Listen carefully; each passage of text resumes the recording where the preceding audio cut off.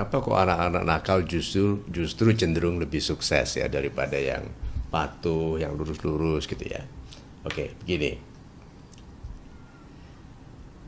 Memang hampir semua orang yang besar dalam kehidupan ini adalah orang-orang yang sudah pernah menyeberang dari kenakalan, dari pengalaman-pengalaman tidak baik.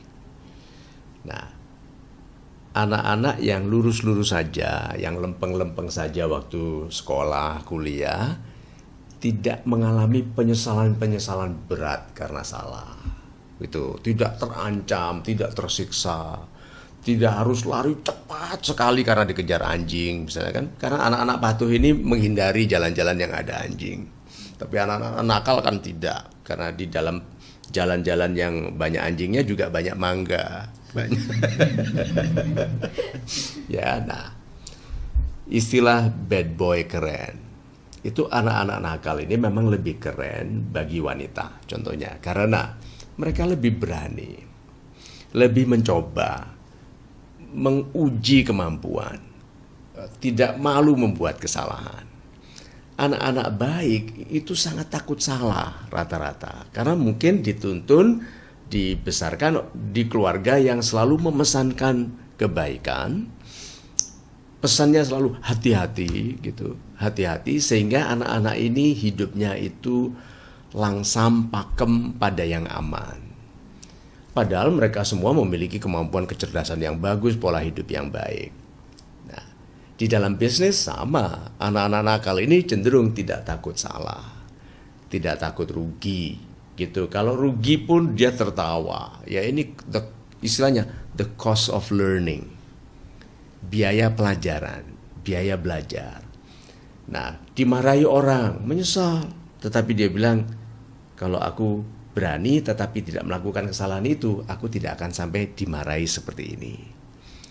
Nah, itu sebabnya anak-anak nakal menjadi lebih terdidik dengan cara lebih keras. Karena kan guru dalam kehidupan ini yang paling kejam adalah pengalaman. Kalau guru di sekolah bilang, baca chapter ini sampai chapter ini, halaman ini sampai ini, nanti kita quiz dulu sebelum ujian.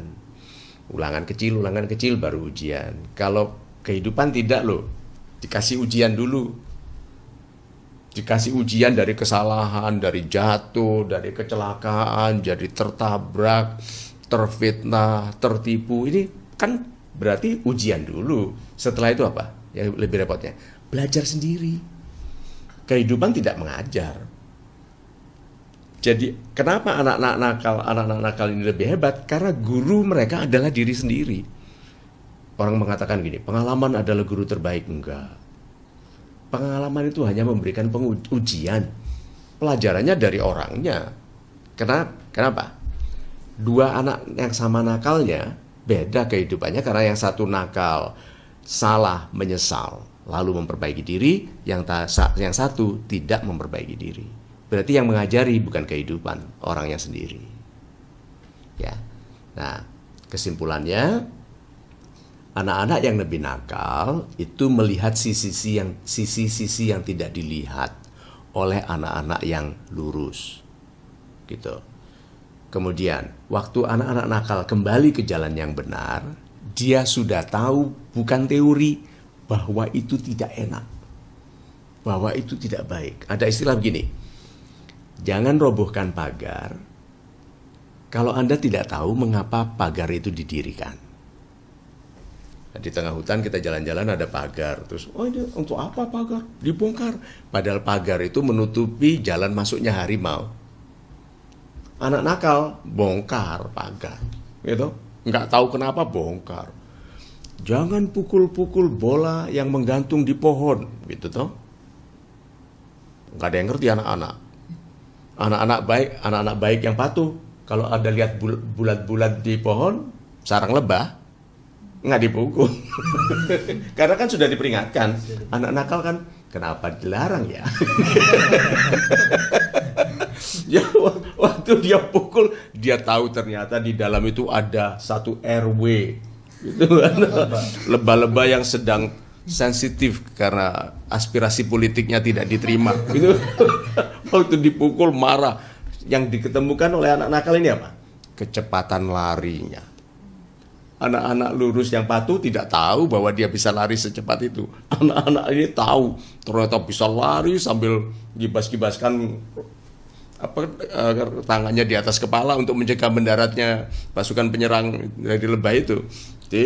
Jadi pagar itu yang orang patuh tidak akan robohkan, anak nakal coba lalu belajar. Jadi waktu nanti sudah jadi orang dewasa dan menasehatkan, dia akan bilang, jangan, aku udah ngalami. Gitu. Kalau yang lurus teori, kenapa Pak? Nggak tahu. Gitu. Pokoknya begitu. Dari zaman dulu sampai sekarang, jangan. Gitu. Kan sudah dinyatakan dalam kitab suci bahwa gitu. Kalau yang satunya bilang, aku udah pernah nggak enak, lidahku ditarik, kukuku dicabut gitu kan. Jadi anak-anak nakal memiliki potensi untuk menjadi pribadi yang tidak melakukan keburukan karena kebijakan.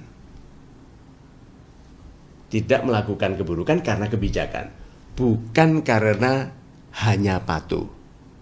Nah, kesimpulannya anak-anak baik kurang mencoba, kurang berani, satu lagi takut salah, dan kalau salah stresnya lama.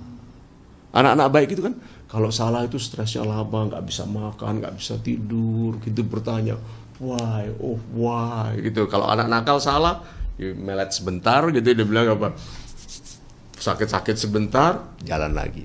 Nah, kehidupan itu kan bukan penikmatan penderitaan. Kehidupan itu segera bangkit. Kalau istilah singa, jilat luka-lukanya. Habis berantem kan singa luka-luka. Cari pohon, berteduh, jilat luka-lukanya, jalan lagi. Yes. So, saya tidak menganjurkan orang jadi anak nakal. Yes. Tetapi kalau ada kecenderungan untuk nakal, harus siap menerima dampaknya, ujiannya. Lalu cek apakah Anda memiliki kemampuan dari pelajaran dari sakitnya kenakalan.